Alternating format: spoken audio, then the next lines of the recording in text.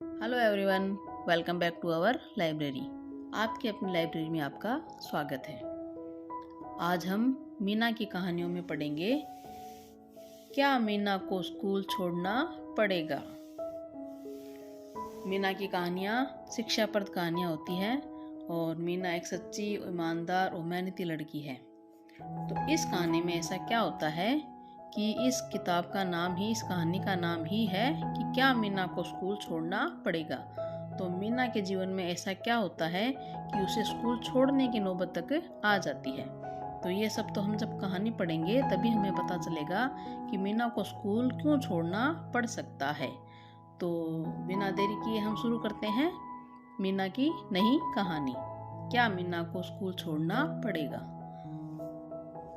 Hello guys, अगर आपने मेरे चैनल को सब्सक्राइब नहीं किया है तो तुरंत ही सब्सक्राइब कर लीजिए और अगर कहानी पसंद आए तो कहानी को लाइक कीजिए और शेयर कीजिए। आपको मेरे चैनल पर ऐसी अनेक मज़ेदार कहानियाँ देखने को, सुनने को और पढ़ने को मिलेगी।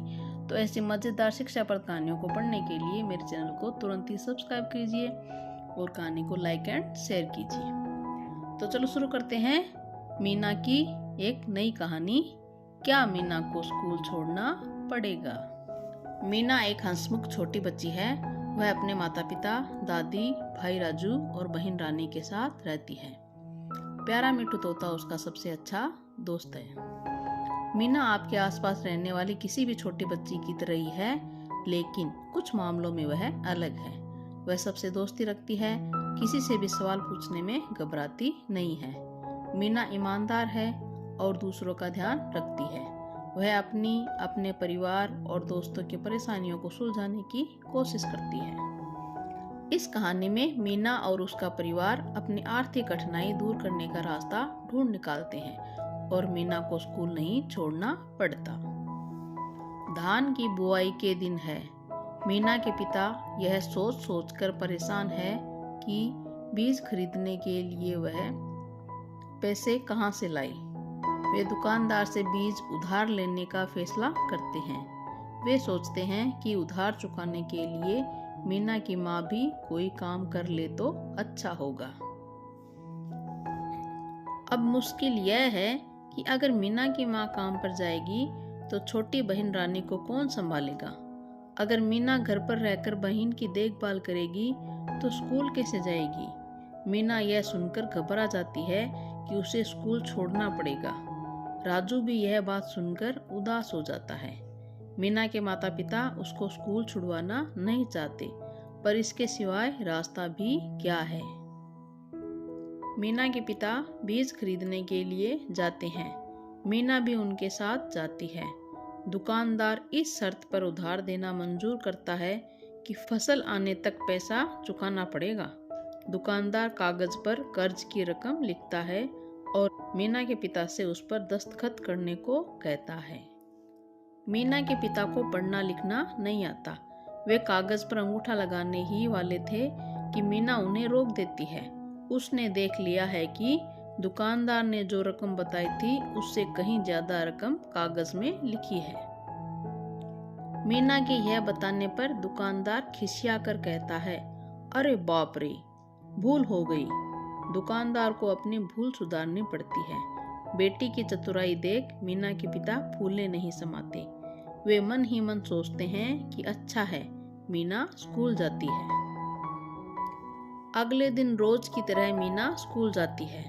वह बहुत उदास है।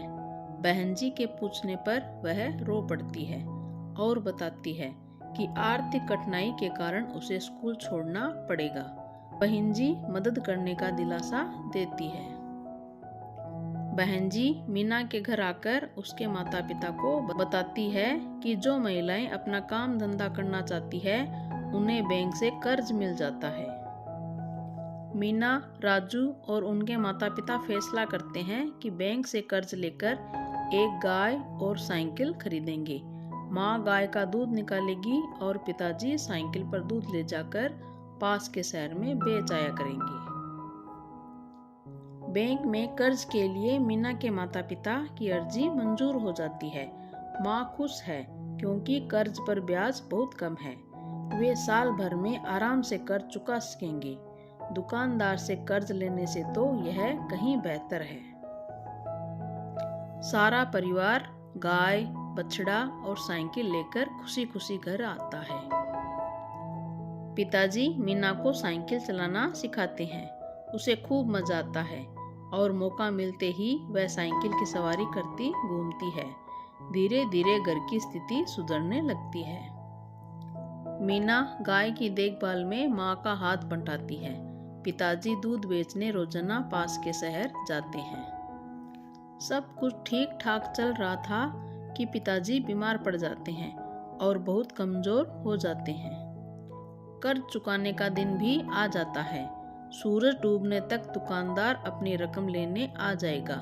मीना हिसाब लगाकर बताती है कि 200 रुपये कम है। शहर में दूध की दुकान से पैसे मिलने हैं, लेकिन पिताजी बीमारी के कारण शहर नहीं जा सकते।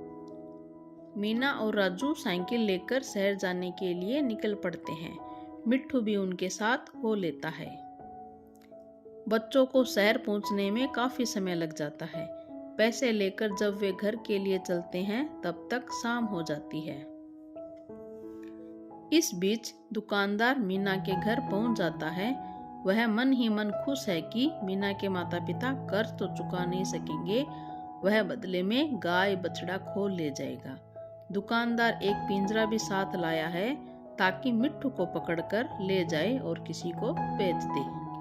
राजू और मिट्ठू के साथ शहर से लौटते हुए मीना को लगता है कि सूरज डूबने से पहले वे घर नहीं पहुंच पाएंगे। पैसे समय पर घर कैसे पहुंचाए जाए। अचानक मीना को एक उपाय सूझता है।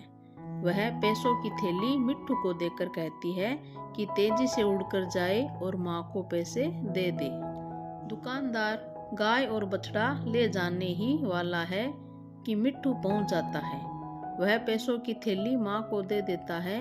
मीना की माँ दुकानदार को पैसे लौटा देती है। दुकानदार के इरादों पर पानी फिर जाता है। वह गाय और बछड़े को छोड़कर पैर पटकता हुआ चला जाता है। इस तरह मीना, राजू और मिट्ठू अपने परिवार को मुसीबत से बचा लेते हैं। मीना के माता पिता बहुत खुश हैं कि माँ को घर बैठे आमदनी का साधन मिल गया। अब उन्हें दुकानदार से उधार नहीं लेना पड़ेगा। उन्हें सबसे ज्यादा खुशी इस बात की है कि मीना को स्कूल नहीं छोड़ना पड़ेगा। मीना भी खुश है कि उसका स्कूल नहीं छूटेगा और उसका प्यारा दोस्त मिट्ठू भी उसके साथ रहेगा। मीना कहती है, कोई बच्चा स्कूल छोड़ने पर मजबूर न हो। मिट्ठू भी उसकी हाँ में हाँ मिलाता है।